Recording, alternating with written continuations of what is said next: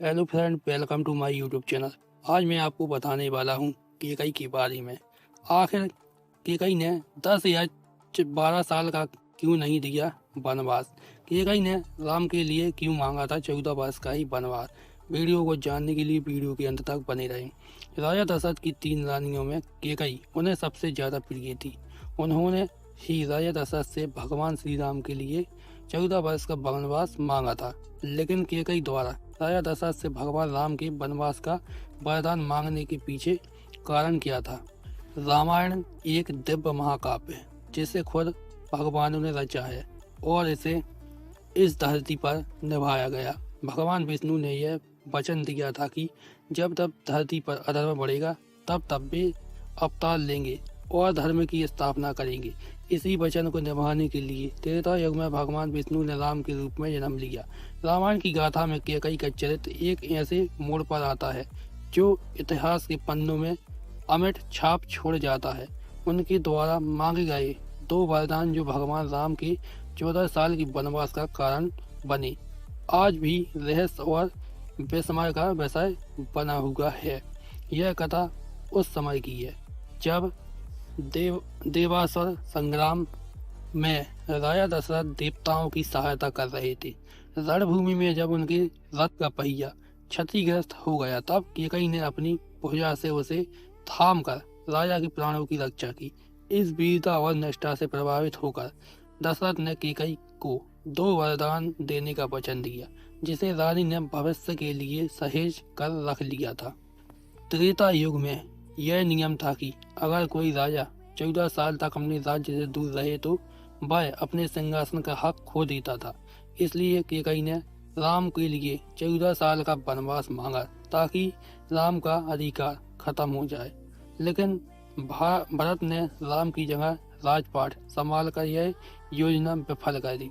समय का चक्र घूमा और अयोध्या में राम के राज्य अभिषेक की तैयारी होने लगी। चारों ओर आनंद और उत्साह का वातावरण था।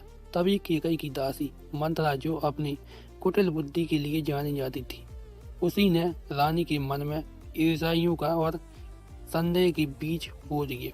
उसने केकई को स्मरण दिलाया कि राजा दशरथ ने उन्हें 2 वरदान देने का वचन दिया था और यही उचित समय है इनका उपयोग करने का।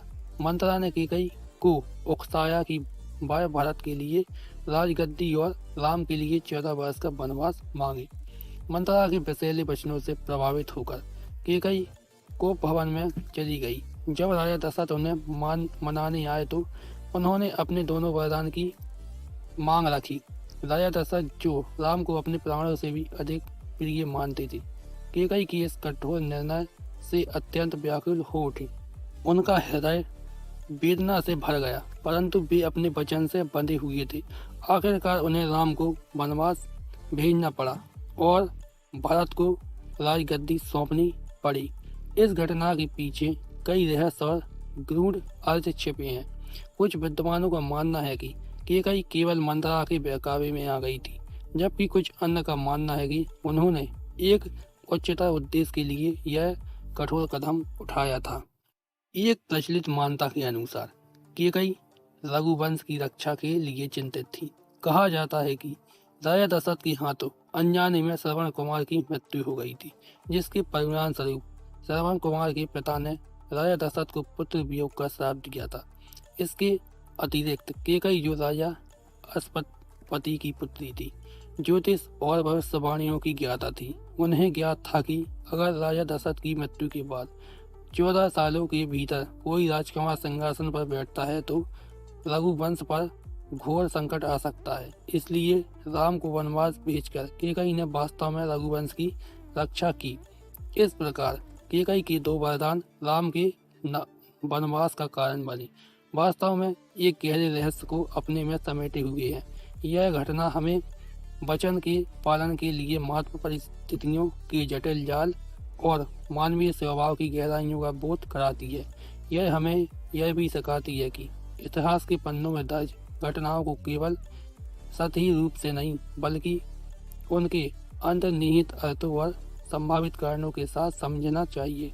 केकई का चरित्र, जो एक और निंदनीय प्रतीक होता है और दूसरी ओर एक महान का त्याग, दूरदर्शिता का प्रतीक भी हो सकता है।